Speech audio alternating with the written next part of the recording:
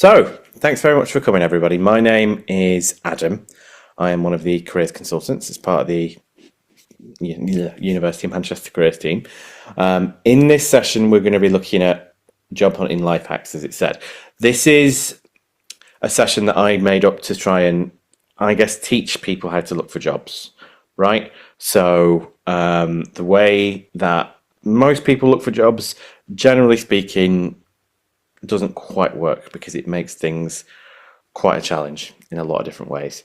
They do the same thing. We'll get into it, right? But the reason I sort of put this session together is because I used to work in recruitment, and a lot of the tips and tricks that I used when I was looking for people are things that you can use to basically do what I call taking the sting out of your job search, making every part of it as easy for you as possible. Now, first thing I'm going to get you to do, if you can scan this QR code for me, that'll register your attendance, and then what that will allow me to do is send you the slides and, as someone's asked, send you the recording of the session. Now, I'm going to give you a second to do that. If you can't do that for whatever reason, you've joined on your phone, whatever it is, I'll show an email at the end of this session that you can then email to get the slides and get the recording. But this will make sure that that process is a bit quicker. So if you could just do that for me, really appreciate it. And then we will make a start properly. Okay, so I will show that at the end, so don't worry too much about it if you didn't get the chance. So in summary, what I'm going to try and cover over the next, let's say, half hour to 45 minutes, something like that. First of all, I'm going to get you to think differently about when you are looking for a job. Most students and graduates do more or less the same things. One of the most popular things you might have heard, they just use LinkedIn. I'm going to get you to do a little bit different. I'm going to get you to build what I call a rotation of activity, and I'll explain that in a bit. We're also going to think about what are the most useful, productive ways to look for a job, wherever you are in that kind of part of your job search, whether it's a student, graduate, whether you're looking for your next grad role or something further down the line. And I'm basically going to give you homework. I'm going to give you some practical tools you can use literally tonight to make this job search process easier. Okay? So that's what we're going to try and cover. Now, a few things to sort of set the scene, and I've alluded to some of this, right? But job seekers, generally speaking, they do exactly the same things when they're looking for a job, whatever the situation, whether it's we're in a recession or the economy's booming, or whether they're in a very different sector compared to somebody else, whether they're looking at different employers. They all tend to do the same thing. And the problem is that employers change their behavior quite dramatically depending on whether we're in a recession or the economy's good, or depending on what sector they're in, and potentially even depending on the size. And that's important. Not all employers are the same. The way a big organization works and does its recruitment is going to vary quite dramatically from a smaller to medium-sized business, what we call an SME. And the problem with that is if you only do one thing, then your likelihood of getting a job, if you're just relying on one method of job hunting, is going to go quite dramatically down. Okay? And one little thing that I just like to point out, so it's really common for students and graduates, particularly like the bigger unis, one of which is Manchester, to think, I want a big graduate job at a big company, which if you do, fantastic, great. However, the reality is that most students find their first role, or find a role, I should say, in an SME. So you need to be thinking about varying your approach, which is why that idea that I introduced at the start, this kind of rotation of activity, is important. What I want you to come away with is the idea that every day when you're looking for a job, you need to be doing something slightly different. So if you look at, let's say, a week, and you're job hunting for 5 of those days, if that's 7, every day you're doing something different to the day before. And what I'm going to be talking about in this session is what's going to make up that rotation of activity. Okay? Now, this is a representation, let's say, of the job market. Now, you'll see at the top, we've got adverts. This is how most people interact with the job market. This is how most people look for the jobs. Problem is, you'll see there, that's only a very small part of the overall job market. The rest of it is what we call the hidden job market. So agencies and headhunters, what I used to do, recruiters, contacts, internal moves, promotions, those are all the roles that are potentially available when you're looking for a job. And the problem you guys have as job seekers is you start at one end of that pyramid and employers start at the other end. Now, I regard myself as pretty good at my job, especially with the recruitment background, but for obvious reasons, I can't get you to that internal promotion and lateral moves. But with the stuff that we're going to talk about today, I can get you to all the other bits, and I can get you optimizing each individual stage of that job market, so you're making the most out of it. I'll talk a little bit in this session about return on investment, and what I mean is I want you to be thinking about the amount of time you're putting into each part of this. Are you getting the most return on that time? Okay, so that's what I'm broadly going to be talking about. And like I say, if you do have any questions, put them in the chat and I'll stop at various points. Won't necessarily get to it straight away so as not to interrupt the flow, but if you do have any questions, please feel free, just put them in the chat. Now, if we're looking broadly, these are the things you could do to look for a job. And we've got, let's say, the obvious ones. So, graduate job websites and job boards, speaking to your current employer. Maybe that's not as obvious, but you'd be surprised. And then we've got the lesser obvious ones. So things like Facebook and social media, newspapers, even in 2024, the University Career Service. Hopefully you're all aware that we post vacancies on Career Connect as an example. Now, like I say, you need to be doing a little bit of lots of different things.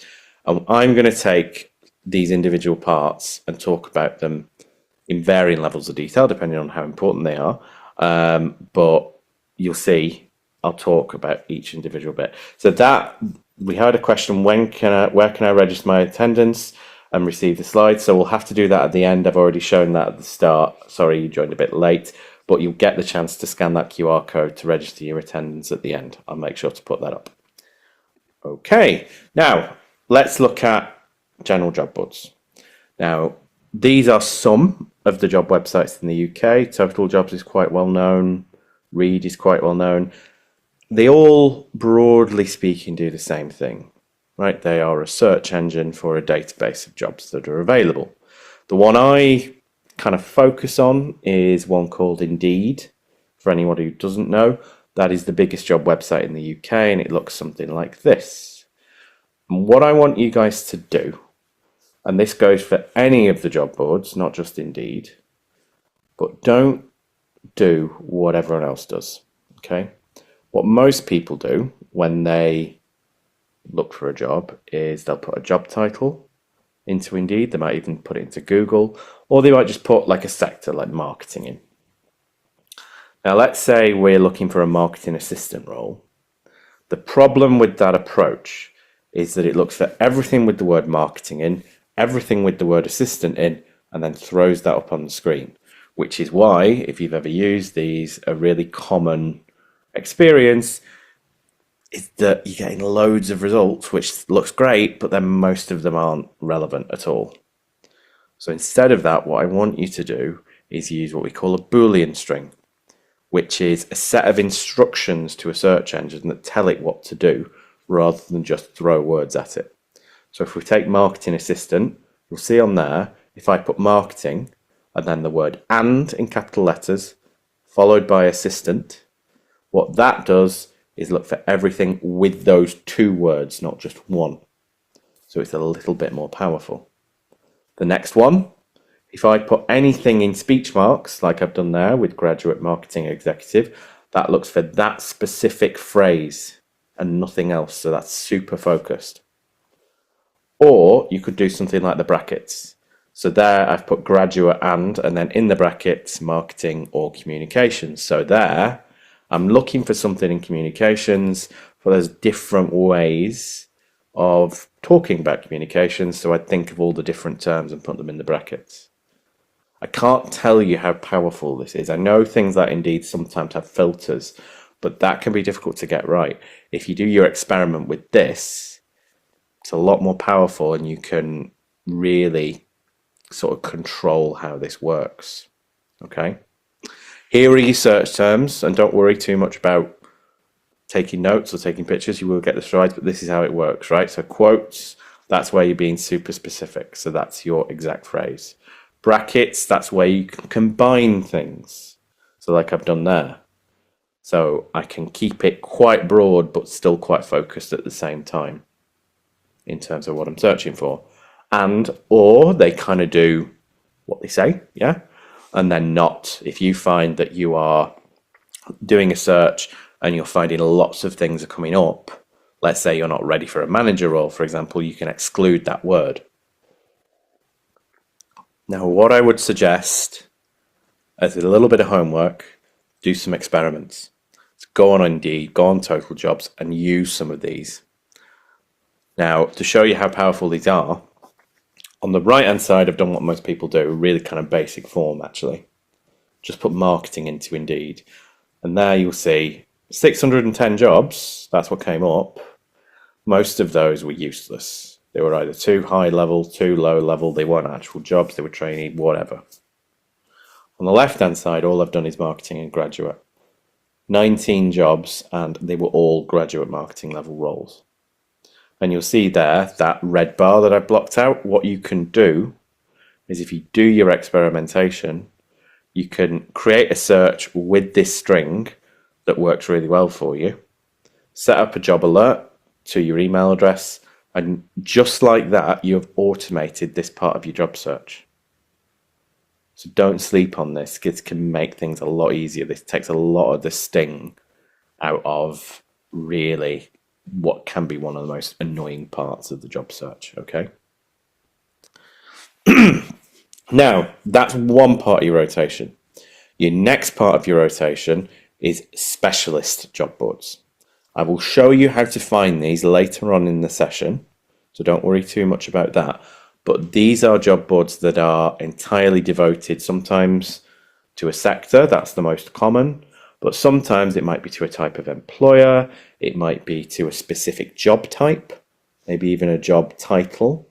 So these can be really powerful because there are some employers that don't necessarily post them anywhere else. So a good example is jobs.ac.uk. If you know, for you, that the jobs you're looking for are in universities, then you need to be looking at jobs.ac.uk. That is a job website devoted to roles at higher education institutions. And a lot of institutions post their jobs there and nowhere else. So you know, if that's what you're interested in, you need to be checking there regularly. Finance jobs, very similar. Are there any websites for biosciences? So the big one for that is GradCracker. But like I say, I'll show you how to find some of these later on in the session. But yeah, GradCracker is a big one for biosciences. Okay, and then the last one that I wanted to sort of touch on are employer specific, right? So this is one where basically I want you guys to have a target list of companies. A list of companies that you are interested in, that you want to work for, potentially would be interested in working for, that you then check on a regular basis or what they have available. Okay? This is really important because some of them might not post on job boards, some of them might just post on their own websites. Which, I will just check, am I in the right place? Yes. Which sort of presents you with a bit of a problem. And I'll talk about that in a second. So we have had one question, are there any websites for real estate or construction? I can't think off the top of my head, but I'm sure there are. Like I said, I'll be talking about how to find those particular sites for individual sectors later on in the session. It'll come up in the next few slides. So let's say, we're looking at employer-specific ones. You're probably able to tell me, if I asked, what are the big employers in your sector? Not a difficult question for most people. If I then say, all right, what are your SMEs? What are the small to medium-sized businesses in, let's say, construction? How are you going to find that out? It's a bit more challenging, right? Really easy tool, and you'll kick yourselves if you hadn't thought of this before. Let's put into construction into Google and then switch to maps. And what that does is find all the local construction firms in and around here. I've used Manchester. Those you then do a little bit of research on and they go on your target list. So you're checking back with those regularly. And the beauty of this approach is that you can do it for anywhere. So let's say you're not really that bothered about staying in Manchester. You want to move to Bristol or London or anywhere, wherever it is. You can do this for any specific geography. So you can find out what are your local employers, what are your employers in that sector. You'll know the big ones, what are the small ones that are coming up, and then build that target list of companies. It's actually what recruiters generally do. When they're looking to recruit someone of a specific skill set, let's say, I don't know, construction manager, they will do this. They will find all the construction firms that they can target, do it in reverse, and do it this way. Find the specific firms you're interested in, check back on their websites to see what they've got available. Okay? And then the next one I want you to add to your rotation is prospects. If you aren't aware of prospects, Prospects is a graduate website. It's kind of specific to students and graduates in a lot of ways. There are loads of actual jobs on there, first of all, that you should be looking at regularly. There's a ton of information, and that actually goes to the questions we were being asked about. Are there websites for bioscience? Are there websites for construction? If you go on to what's called their job profiles, these are profiles of different types of jobs. And what it does, it tells you what you're going to be expected to do in that job, the day-to-day, what it actually is, the skills required. But you'll see on the right-hand side, if you go down to the employers section, it will tell you the type of employer that are going to employ these sorts of roles. And on the bottom right, you will see look for job vacancies at. This is where you can find those specific websites for different sectors. So you'll see on there, right at the bottom right, it's got GAAP, which is one of the sites that's suggested for finance roles. And wouldn't you know it, this is a finance role. So when you're looking for those particular job websites, use prospects. It will be a really quick and easy way to find them. Okay? But for all sorts of other things, for figuring out what it is you want to do, figuring out what employers you're interested in, prospects is a really valuable tool. So this needs to be part of your rotation. And then the next one is Target Jobs. So this is a website devoted to just graduate jobs, plain and simple. It's the biggest graduate job website in the UK. Definitely needs to be part of your rotation of activity. You'll find lots of graduate schemes on there, but general just graduate jobs as well. And it operates exactly the same as Indeed. So the things I said about Boolean strings and instructions operate exactly the same way. So that is, broadly speaking, job websites. What you guys need to be doing is making sure you're getting the most out of it. Because while they're the smallest part of potential jobs, they're also the most accessible. So you need to be making sure you're extracting as much as you can when you are looking at adverts, looking for jobs that way. Now, I did just want to touch on recruitment agencies. Now, I have a bit of a nuanced view with recruitment agencies, right? They can be really helpful, but you've got to bear in mind what they are incentivized to do, because I have known some students who would just post their CV with a recruitment agency and think, right, that's that handled, they'll find me a job. That's what they're for. No. A recruitment agency finds someone for the employer. They are not incentivized to find you a job. They are incentivized to find someone for an employer. You might think that that's not really that different, but actually, they don't get anything if they place you. They get something if they find someone for that job. So if you're not relevant for that job, they don't really care. There are two types of recruitment firms. The ones you're going to be dealing with, generally speaking, are what's called contingent. which means that they only get paid if they find someone for the role, which is why they get loads of CVs and then basically throw them at the employer to see if anything sticks. The other is retained, but that tends to come later in your career. With contingent, they are potentially helpful. The more sector specific, the better, and you can definitely find those on prospects, so don't worry too much about how to find those.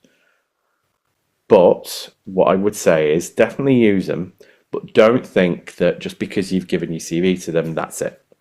What I would suggest, because what they'll often do is say, yeah, we've got your CV on file, we'll let you know if anything comes up. And then 2 weeks later, they forget about you. It's human nature, right? They're on to the next thing.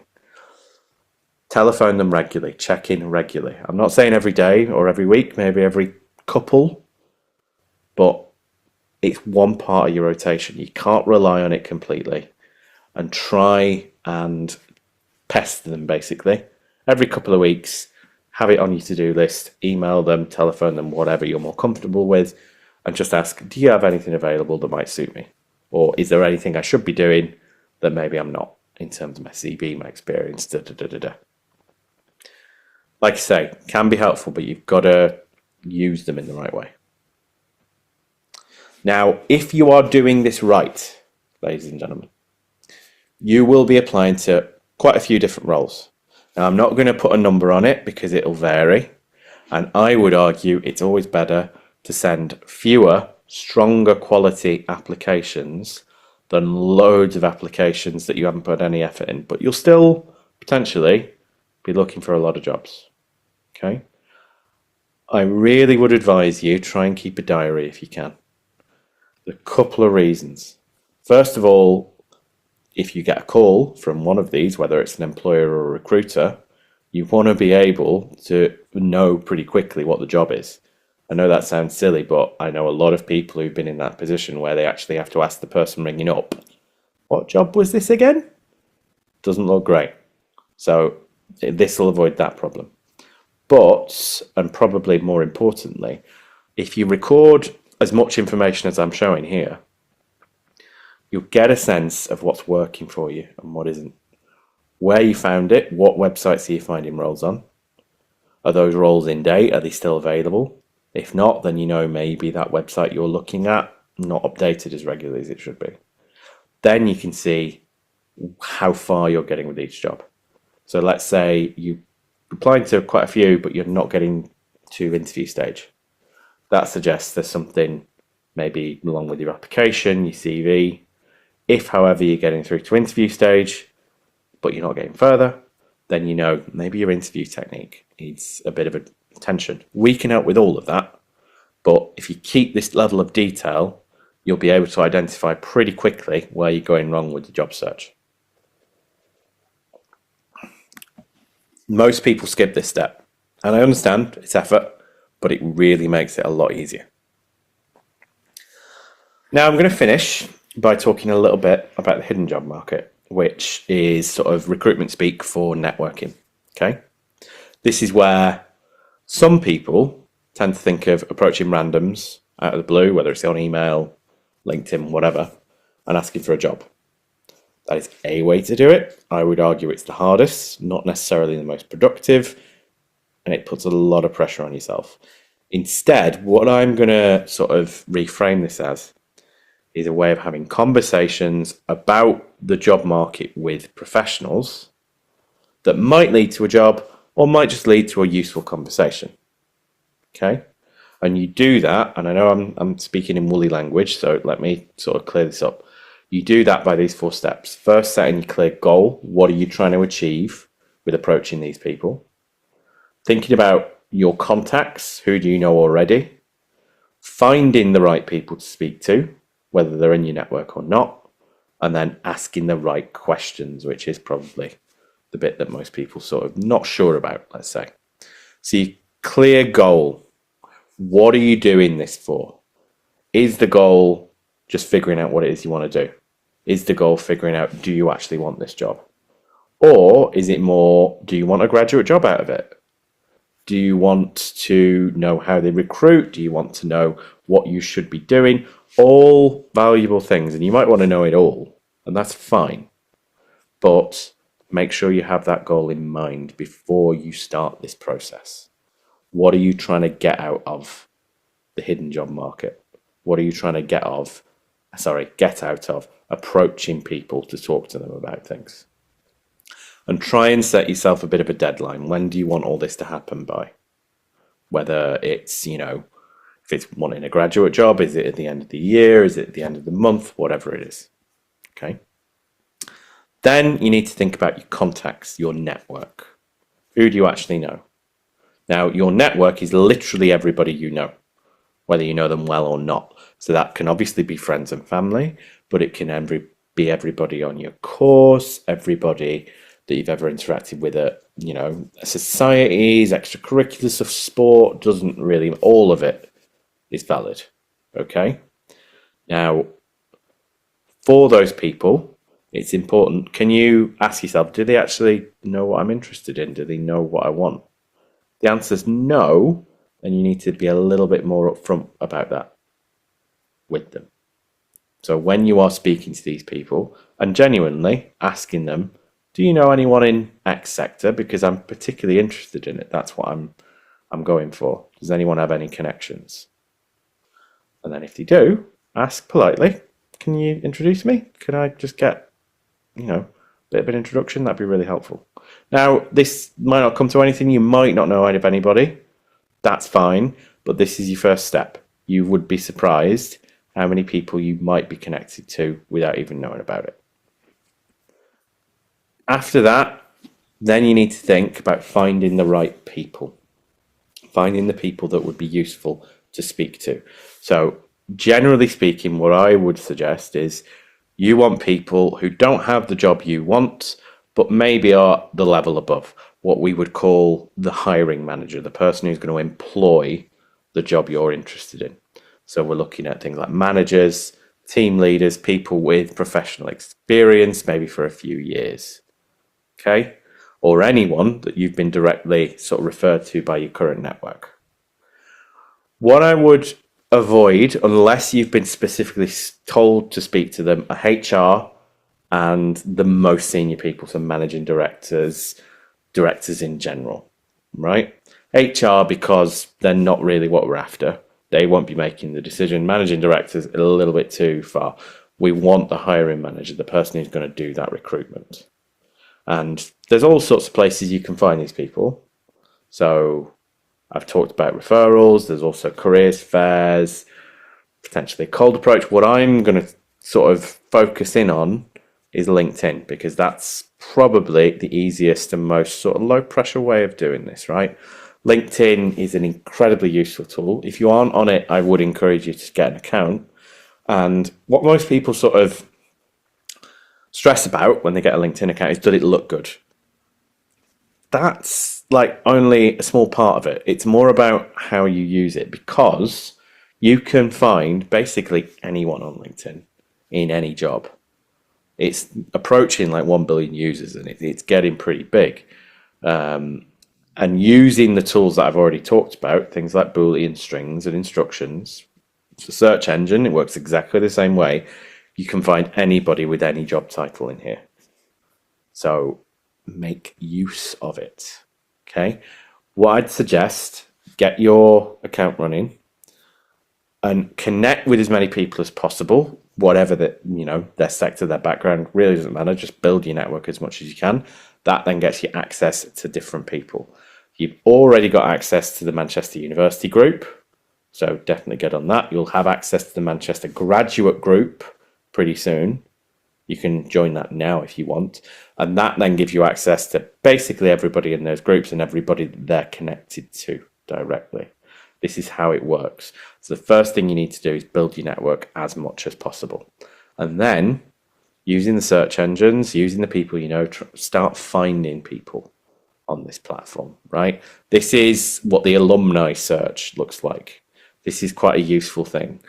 You can go into the alumni of Manchester University and then go into the people that did your course.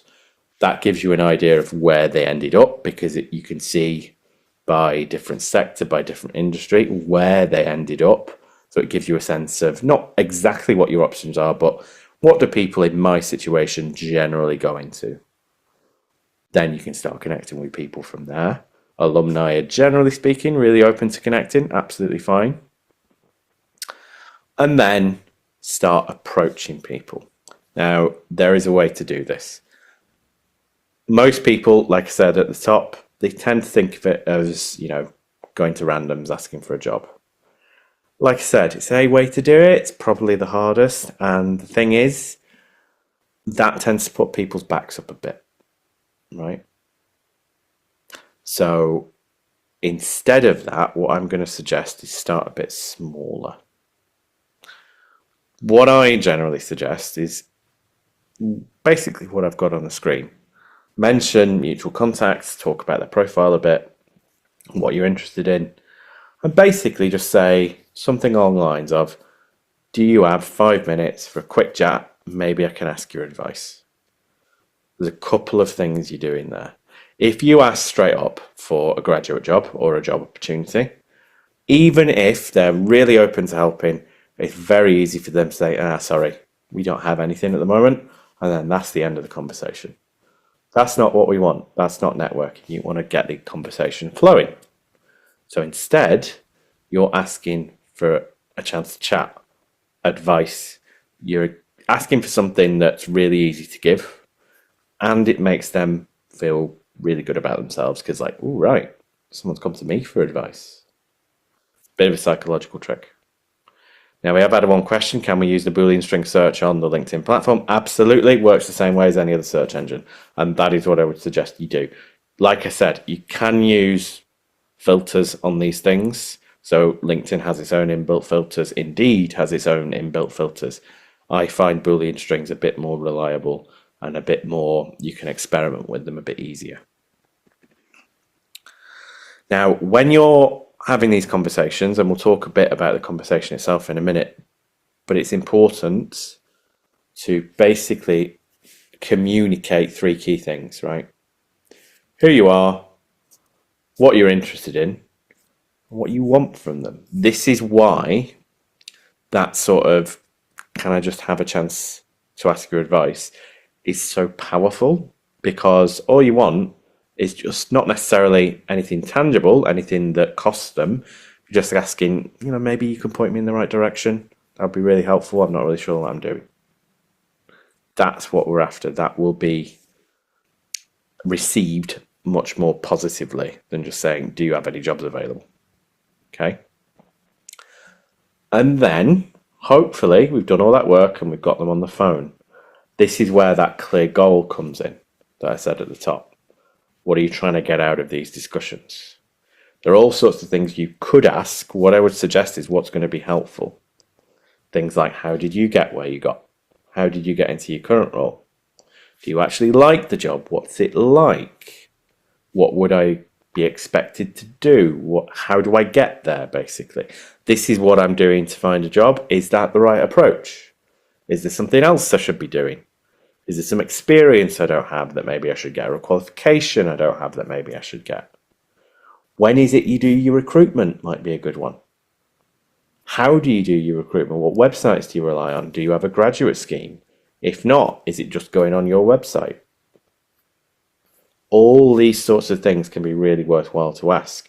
And the thing with keeping it so open, you don't know where this conversation might go. They might have something available, which they'll suggest, it'll come up in the conversation. They might not, but they might be able to tell you when they do their recruitment, or they might say, we don't have anything this year, but X company, I know they are starting to recruit in the next week. So this is why these conversations are helpful. And like I said at the top, you're not going to be relying on these. These are going to be one part of your job search strategy. You're going to be doing all sorts of other things around this, job searching on Indeed, LinkedIn itself, all these sorts of things. But this might inform your approach, depending on your sector, depending on the type of role you're going for. This is why keeping it open and thinking about what questions can you ask that will make your job search a bit more effective is quite helpful. Okay. Which kind of brings me to the end. That's kind of it, right? it's over to you now, to an extent, that you need to employ these things to make your job search that bit more effective. What I've talked about is things like understanding what you're after. So just to sum up, thinking about what it is you've got to offer, thinking about what the norm is for your sector. Now, I can't necessarily answer that. That's why doing things on LinkedIn, maybe speaking to your tutors to figure out, how does your sector work? How do the employers in your sector do their recruitment? It'll vary by each individual industry, each individual employer. That's why doing that little bit of networking can help a lot. Make sure you are not relying just on one website, just on one job search strategy. You've got to do a little bit of lots of different things, what we'd call going multi-channel. That's really important. And if you keep that record of it, look at your strategy. Is it working for you? Don't be afraid of changing things. Okay? Get support if you need it. You can get loads of support from us, which I'll talk about in a minute. It's really easy to feel overwhelmed. And if you get to that point where you feel like you're not getting anywhere, you're sending applications, you're getting nothing back, or you just can't find where the jobs are, come and see us. Come and get that support. In order to do that, the first thing you should do is go on our website. All of our support is sort of broken down on there in written form, but we also have access to Career Connect for appointments, all the workshops that I run and recorded versions of that on YouTube, all available on our website. So get yourself on there first. If you do have any quick questions that we can help with, whether it's career related to jobs or CVs or whatever it might be, this is where we're based. We're based in the Atrium. This is University Place, first floor. You do not need an appointment for this. You just rock up, ask any career related question you want. We might point you in the right direction. We might triage to an event or an appointment. But if you do just want to chat, come and see us. We can talk about all of this and more. And then the last couple of things I'm going to get you to do, ladies and gents, before we finish, if you could just scan this QR code for me. This is a link to our feedback survey. I know everybody's fed up with feedback surveys. I know I am. But if you just could spare 30 seconds, we'd be really appreciative of this. We do act on feedback quite a lot. We collect it every year, and then that informs what we do the next year. A lot of what we're doing this year is directly based on feedback. So I'd really appreciate it if you could scan that and fill that out for me. I'll give you a couple of more seconds. And then the last couple of things actually. This is the slide for attendance. If you didn't get the chance to scan that, if you could do so now, this will make sure that you get the slides and get the recording. Those will be sent out at the end of the week. They're not sent out straight away because the recording takes some time to not edit, but sort of render. So that takes a bit of time. So just bear with us, but you will get that at the end of the week. And then last thing I'm going to show is our email address. So that is if the QR code didn't work or you have any other questions that we can help with. Our email address is, oh, no, it's not on the screen. That's edited. That's a shame. So I will put it in the chat for you. It is careers.info@manchester.ac.uk. It's in the chat there. If you do have any questions, please feel free, email us and we'll get back to you. Usually same working day or definitely within 5. Once that's washed over you, ladies and gentlemen, you are free to leave. I really hope that's been helpful. Thank you very much for coming. I'll be closing the session down in the next few minutes, but if you do have any questions, like I say, get in touch with us and we'll call that there. Thanks very much, everybody.